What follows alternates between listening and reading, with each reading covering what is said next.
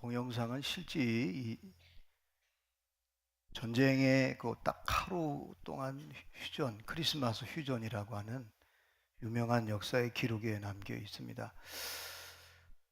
그 하루 동안은 하여튼 이 독일과 영국이 전쟁을 하면서 그 땅이, 그 지역이 벨기에 지역이에요. 하루 동안은 휴전을 했어요.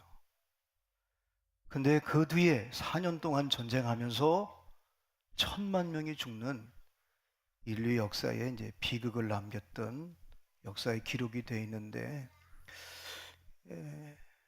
예수님이 이 땅에 오신 것은 이렇게 전쟁터에서도 크리스마스 날 하루 휴전이 이루어졌던 것처럼 평화를 주시기 위해서 이 땅에 오셨습니다.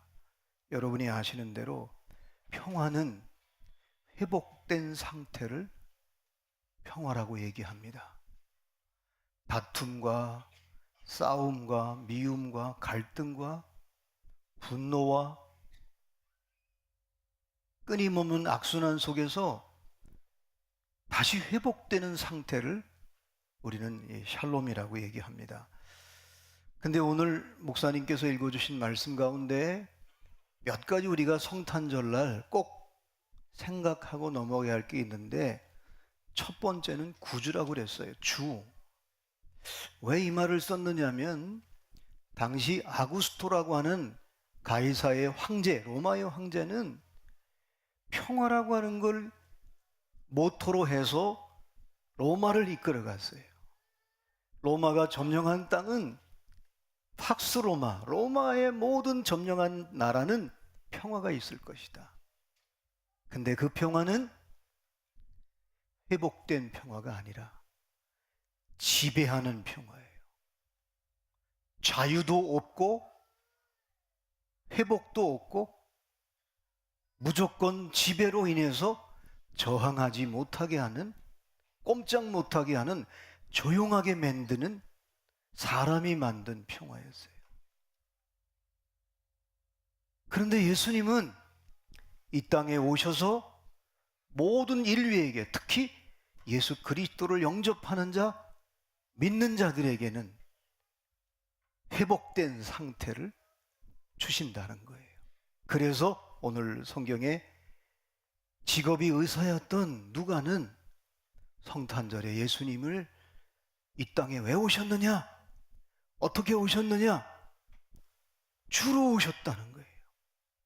주인이 되셔서 예수님을 영접하고 예수님을 믿는 사람에게는 회복된 상태의 평화를 주시기 위해서 오셨다는 거예요.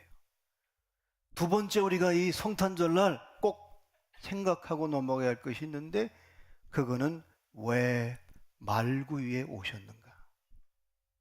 이 말구유라는 말은 말 먹이통이거든요. 이 말 먹이통에 왜 오셨을까? 아니, 왕이면 만왕의 주가 된다면 궁궐에 오시든지 사람들이 생각하지 못한 초자연적인 방법으로 오시든지 왜 하필이면 말구에 오셨을까? 이 말은 우리 모든 인류에게 죄값은 사망인데 대가를 지불해야 된단 말이에요. 죄값은 사망이기 때문에 죄값의 먹이가 되는 거예요. 먹이가 되셔서 우리를 살려내기 위해서. 이거를 좀 더 요한은 이렇게 말을 했어요. 요한복음 6장 48절 말씀에 보면은 예수님이 뭐라고 그랬냐면, 그 말구에, 말 먹이통에 왔는데 당신이, 나는 떡이라는 거예요. 생명의 떡.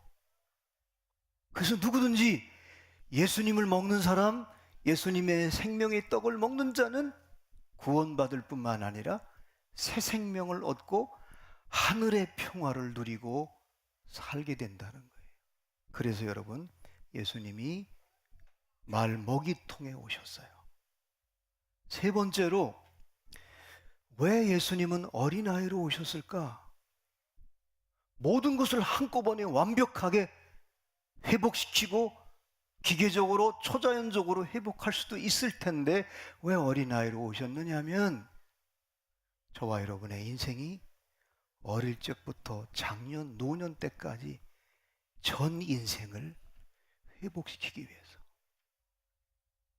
어떤 사람은 어릴 적부터 예수를 믿어서 평화를 경험한 사람도 있고, 근데 어떤 사람은 이 복음의 소식을 듣지 못해서 나이가 많이 들어서 예수님을 영접하게 됐어요. 그러니까 어릴 적부터 모든 인생 전반에 우리를 회복시키기 위해서 예수님이 어린아이로 오셨어요. 그래서 누가복음 2장 40절에 보면은 아기가 자라며 강하여지고 지혜가 충만하여 하나님의 은혜가 그 위에 있더라. 그래서 예수님을 믿으면 어린아이나 장년이나 청년이나 노년이나 인생 모든 나이와 상관없이 예수님을 믿으면, 영접하면 회복된 상태로 평화를 누리며 살게 하시기 위해서 예수님이 어린 아이로 오신 것입니다.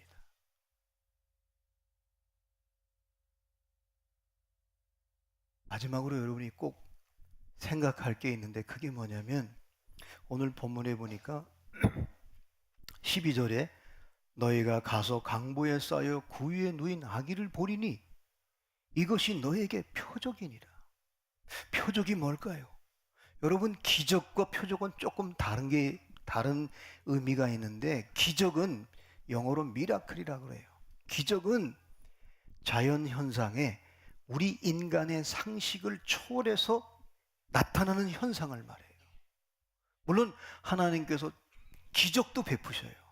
우리 인간의 이성과 인간의 경험을 초월해서 하나님께서 역사해요. 그래서 하나님이 존재를 믿기도 하고 하나님은 능력 있는 하나님이다라고도 믿어요. 근데 표적은 뭐냐? 그런 기적과 다른 게 뭐냐면, 표적은 어떤 사건, 예를 들어서 말구에 오셨다, 어린아이로 오셨다, 거기에 계시적 의미를 표적이라고 하는 거예요. 계시적 의미. 여러분도 아마 신앙생활 하면서 어느 날 갑자기 하나님이 내게 표적을 줄 때가 있어요.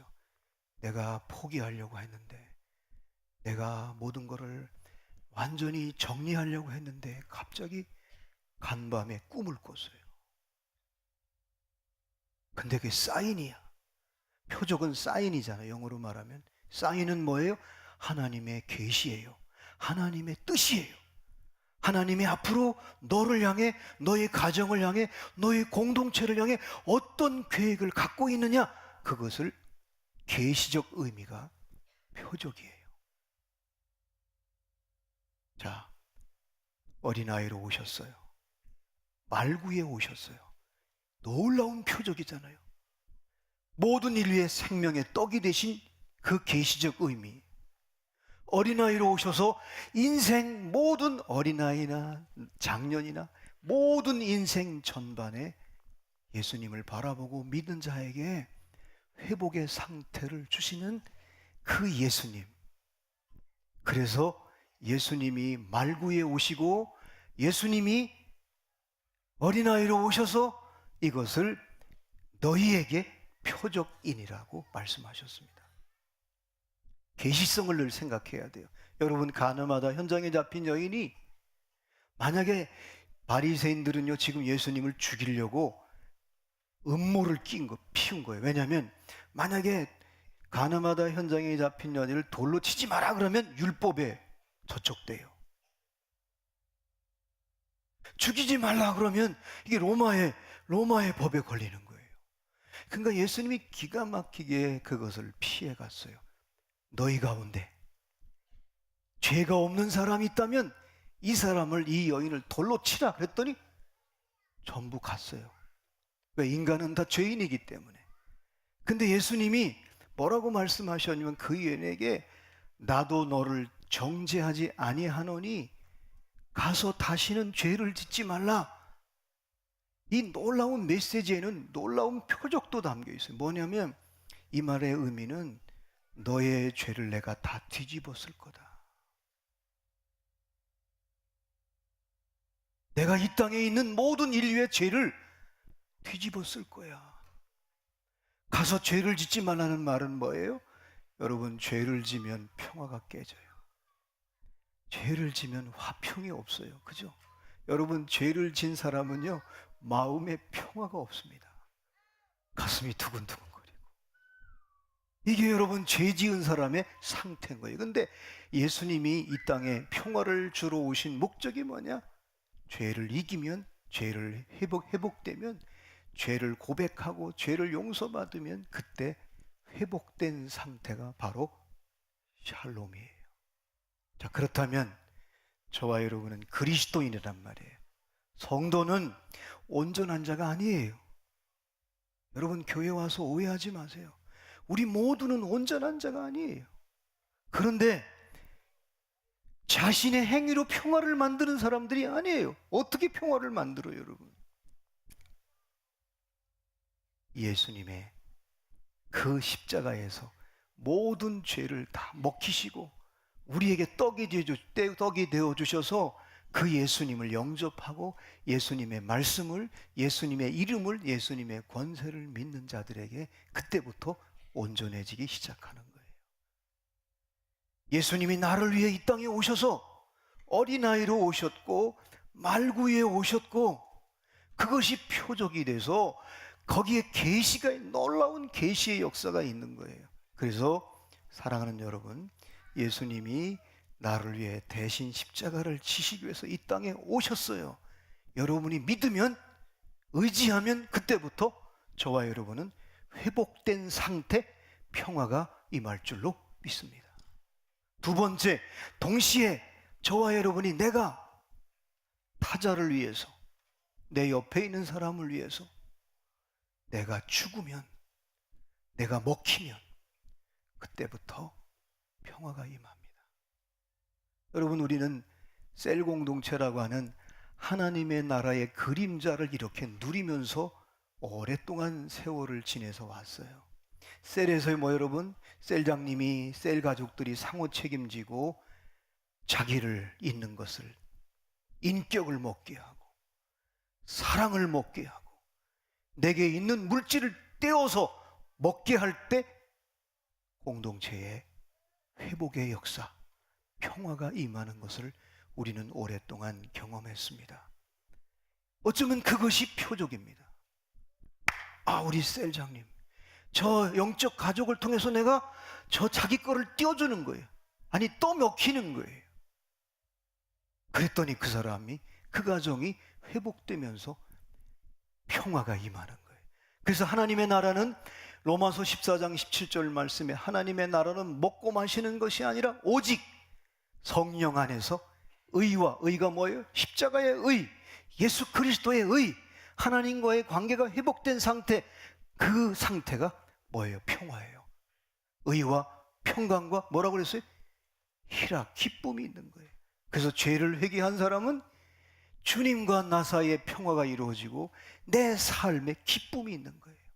이상하게 가족 가운데서도, 셀 공동체에서도, 여러분 직장에서도 내 거를 떼어주고 내 것을 먹히고 오히려 손해보면 내 의를 이루는 것이 아니라 하나님의 의를 이루고 관계를 회복하면 그 공동체에, 그 직장에, 그 가정에 평화가 찾아오고 잃어버렸던 기쁨을 회복하게 되는 거예요. 그래서 할 수만 있다면 저와 여러분이, 내 앞에 있는 사람, 내 이웃에게 저와 여러분이 말구유가 되십시오. 먹이통이 되면. 이거를 한마디로 말하면 우리는 GMDP에서는 300코드인 디아코니아, 섬김이라고 하는 거예요. 아마 우리 청년들이 나누고 섬기는 모습 여러분 봤을 거예요. 이번 성탄절 때 일일 밥집을 해서 우리 사회복지위원장님이 어떻게 어디다 섬길까 그러다가 저한테 그런 얘기를 하더라고요. 목사님, 이번에는 우리 교회 안에 참 정말 어떻게 이 문제를 잘 풀지 못하는데 거기에 한번 흘러보내면 어떻겠느냐고. 여러분, 이상하게 내가 그리스도인으로서 예수님의 이름으로, 하나님의 사랑으로 내가 떼어주고 섬기면 회복의 역사가 있기 시작합니다. 오늘 아까 처음 본 동영상의 제목이 크리스마스 휴전입니다. 딱 하루, 고요한 밤, 거룩한 밤, 성탄 노래를 부르면서 방금 전까지 서로 쏴 죽였던 그 성탄절날 하루. 그래서 제일 먼저 찬양을 하다가 크리스마스 성가를 부르다가 갑자기 서로 죽였던 병사들을 장례식을 하고, 그 다음에 서로 음식도 나누고, 그 다음에 가족 사진을 서로 주고받으면서, 아, 당신이 애들이 3명이네, 4명이네. 그러다가 독일하고 영국이 제일 좋아하는 게 뭐예요? 스포츠가 축구예요. 축구를 했는데 독일이 3대2로 이겼어요. 근데 거기 자막이 나오잖아요. 뭐가 나와요? 마지막 골은 옵사이드였어요. 비겼어요. 그 하루 동안. 그래서 지금은 옛날 얘기인데 이 땅의 역사, 5천년 역사 동안 97%는 전쟁이었어요. 시간이 꼭 3%만. 아까 동영상은 7%라고 나왔는데, 지금 최근에 역사학자가 연구한 결과로는 인류 역사상 5천년의 역사 가운데 계속 지구촌에는 전쟁이 끊임없었는데 97%는 그 시간이 전쟁이었고 3%만 전쟁이 없었다는 거예요. 오늘 성탄절을 맞이해서 저와 여러분의 가정에 여러분이 말구유가 돼서 손자, 손녀들이, 자녀들이, 또 여러분의 공동체, 여러분이